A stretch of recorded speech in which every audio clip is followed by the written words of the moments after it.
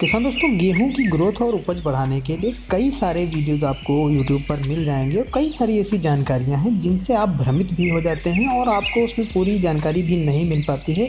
कुछ video short बने होते हैं तो उसमें केवल ऐसे ही बताया गया होता है कि आपको क्या करना रहता है और मात्रा कितनी देनी है, क्या बेनिफिट होते हैं, कैसे कौन सी चीज़ को किसके साथ में मिला कर देनी चाहिए, ये सारी चीज़ें आपको नहीं मिल पाती हैं। तो किसान दोस्तों, इसी से संबंधित आज हम पूरी विस्तृत चर्चा करने वाले हैं, जिसमें आपको हम बताएंगे कि आप पहले पानी से और चौथे पानी के मध्य में कैसे, किस तरह से कौन सी उर्वरकों का प्रयोग कर सकते हैं। खासकर अगर आप ये तीसरे पानी में उर्वरकों का प्रयोग करते हैं या दूसरे पानी में, तो काफ़ी अच्छा आपको लाभ मिलता है।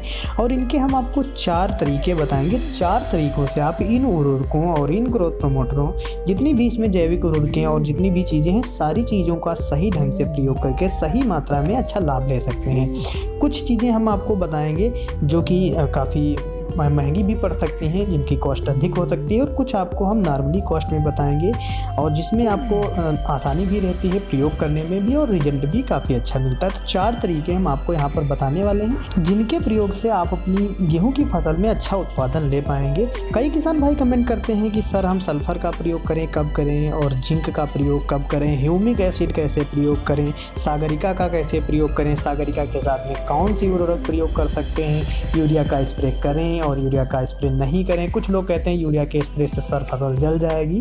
तो हम आपको बिल्कुल क्लियर बता दें कि यूरिया का स्प्रे आप कर सकते हैं, फसल नहीं जलती है। बस आपको इतना ध्यान रखना है कि सही मात्रा का आप प्रयोग करें और पानी की जो उचित मात्रा है उसका आप प्रयोग करें।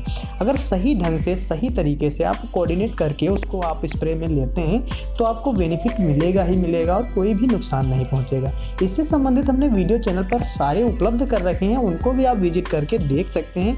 कई सारी इसमें जानकारियां दी गई हैं। यूरिया और जिंक के स्पेशल स्प्रे के लिए हमने एक वीडियो बनाया है, जिसको आप ज़रूर एक बार देखें। काफ़ी अच्छा है और उसका बेनिफिट मिलता ही मिलता है। आप घबराइए मत, बस पानी की मात्रा जो बताई गई है उसका आप ध्यान रखें और जो तरीका बताया गया उसका ध्यान रखें। दोस्तों, वीडियो को आप अंत तक देखें, तभी आपको पूरी जानकारी मिल पाएगी। अक्सर किसान भाई वीडियो को पूरा नहीं देखते हैं और बीच में ही छोड़कर चले जाते हैं, जिससे उनको पूरी जानकारी, उचित जानकारी नहीं मिल पाती है। तो चलिए दोस्तों, आपको अधिक समय ना लेते हुए हम आपको बता दें कि 5 तरीके जो हैं, उन तरीकों में आप कौन कौन सी उर्वरकों को कैसे प्रयोग में ला सकते हैं। सबसे पहले तो आप यूरिया देते ही देते हैं। यूरिया अगर आप दे रहे हैं, DAP, यूरिया, सल्फर और जिंक, तो कुछ इस तरह से आपको देनी रहेगी। यूरिया आप 25 kg ले सकते हैं, प्लस DAP आपको 25 kg लेनी है और सल्फर आपको 4 kg लेनी है। साथ में आप जिंक मिलाकर दे सकते हैं। अगर आपकी फसल पीली पड़ रही है और जिंक की कमी महसूस हो रही है, तब आप इसका प्रयोग कर सकते हैं। यूरिया आपको पता है कि क्या काम करती है, ग्रोथ बढ़ाती है और पत्तियों में हरियाली बढ़ाती है। DAP फास्फोरस, जिसमें काफ़ी अच्छी मात्रा मिलती है, जो कि जड़ों के विकास के लिए सहायक रहती है, क्योंकि इस समय जो हमारी फसल होती है 35-40 दिन के बीच में होती है, तब उसकी जड़ों का विकास काफ़ी मायने रखता है, जिससे जो तना होता है मजबूत होता है और पौधे को पोषक तत्व सही तरीके से मिल पाते हैं। जो सल्फर रही, वो सल्फर हमारी फसल में कोहरे, पाले इत्यादि से हमारी फसल को बचाता है और सल्फर और भी जितने भी रोग होते हैं उनके प्रति हमारी फसल को सहनशील बनाता है, यानी छोटे मोटे जो फंगस के रोग हैं, कीट हैं, उनसे लड़ने की क्षमता प्रदान करता है। तो इनका आप प्रयोग कर सकते हैं, जिसमें हमने यूरिया, DAP और सल्फर, जिंक बताया है। इसको आप साथ में मिलाकर प्रयोग कर सकते हैं। अगर आप दानेदार फार्म में इन सारी चीज़ों का प्रयोग करते हैं, तभी आप इनको साथ में मिलाकर प्रयोग करें। इसके बाद जो आपको दूसरा कॉम्बिनेशन प्रयोग करना है, उसमें आप 30 kg यूरिया ले सकते हैं और इसकी जगह पर आप जो DAP ले रहे हैं, DAP की जगह पर आप सिंगल सुपर फास्फेट 45 kg ले लें। ये भी काफ़ी अच्छा काम करती है। अगर आप वो कॉम्बिनेशन नहीं प्रयोग करना चाहते तो दूसरा जो हम बता रहे हैं इसको प्रयोग कर सकते हैं। 30 kg आप यूरिया ले लें, 45 kg single super phosphate, 1 kg humic acid और प्लस सल्फर 1 kg आप प्रयोग में ला सकते हैं। इसमें आपको क्या करना रहेगा, जो 30 kg यूरिया और सिंगल सुपर फास्फेट हमने बताई है, उसको आप प्रयोग में ला सकते हैं। पहले दूसरे पानी में काफ़ी अच्छा काम करेगी और इसके बाद आप जब दोबारा प्रयोग में लाएं कोई भी उर्वरक, तो उसमें आप ह्यूमिक एसिड और जो सल्फर है इसको साथ में मिलाकर आप प्रयोग में ला सकते हैं। ये भी काफ़ी अच्छा लाभ देगी और कम लागत इसमें लगेगी। इसके बाद किसान दोस्तों, जो अगला तीसरा कॉम्बिनेशन है, उसमें आप यूरिया जिंक का स्प्रे कर सकते हैं, जिसका हमने बताया कि वीडियो चैनल पर पहले उपलब्ध है, तो आप उसको देख सकते हैं। इसमें अगर आप चाहें तो वैसे भी 1 केजी दानेदार यूरिया को घोलकर भी स्प्रे कर सकते हैं, लेकिन पानी की मात्रा आपको 200 लीटर से बिल्कुल कम नहीं रखनी है।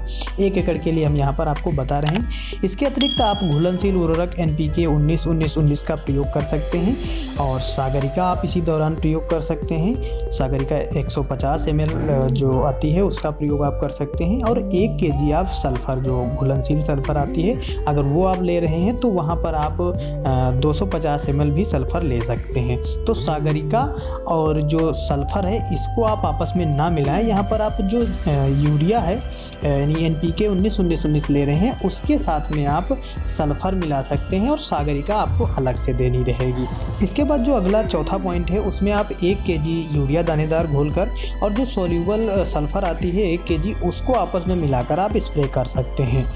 जो हमने आपको यहाँ पर बताया है कि आपको सागरिका और NPK 19-19 कभी आपस में नहीं मिलानी है, तो ये आप कभी भी ना करें।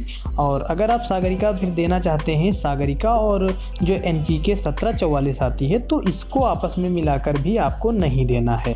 इसमें आपको 3 से 4 दिन का ज़रूर अंतर करना है। अगर आप 7 दिन का अंतर रखते हैं तो काफ़ी अच्छा आपको लाभ मिलेगा। अगर आपस में मिलाकर आप देते हैं तो कोई आपको बेनिफिट नहीं मिलेगा, हो सकता है इसका साइड इफ़ेक्ट रहे या फिर आपको एक का ही लाभ मिलेगा, दूसरा निष्क्रिय अवस्था में आ जाएगा तो दूसरे का आप लाभ नहीं ले पाएंगे।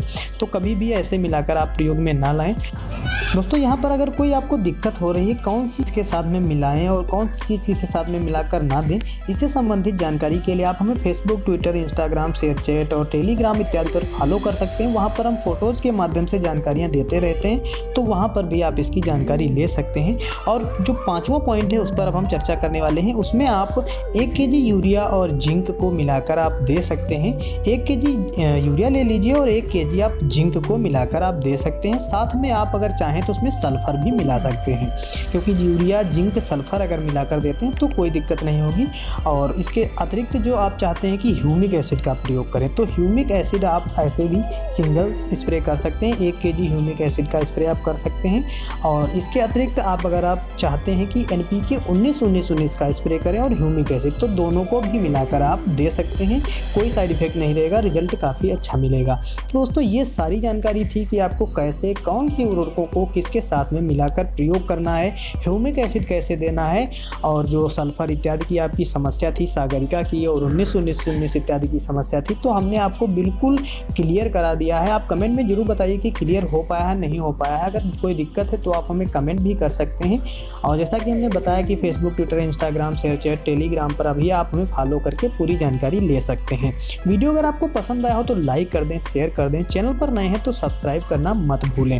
दोस्तों आप लोगों के लिए खास चेतावनी, कभी भी किसी भी हर्बिसाइड के साथ में कोई उर्वरक या ग्रोथ प्रमोटर को मिलाकर ना प्रयोग करें। कोई लाभ इससे आपको अतिरिक्त नहीं मिलने वाला है, आपको नुकसान ही होगा। तो दोस्तों इस तरह से आप अपनी फसल में उर्वरकों का सही प्रयोग कर सकते हैं।